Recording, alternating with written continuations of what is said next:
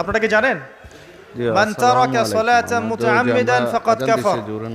যে ব্যক্তি ইচ্ছাকৃতভাবে বিনা ওযরে, কোনো ওযর নাই, ইচ্ছাকৃতভাবে নামাজ ছেড়ে দিল, ত্যাগ করলো, সে ব্যক্তি কুফরি করলো। আমার রফিক ভাই বাইরে। এখন আপনি বলেন কুফরি যে ব্যক্তি করে সে কি হয়? আদায় করিয়া ইনশাআল্লাহ।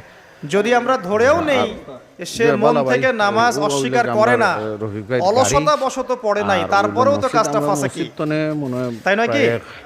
আচ্ছা, আজকের প্রথম নসিহত হচ্ছে 5 ওয়াক্ত নামাজ মৃত্যুর আগ পর্যন্ত কেউ ছাড়বে না।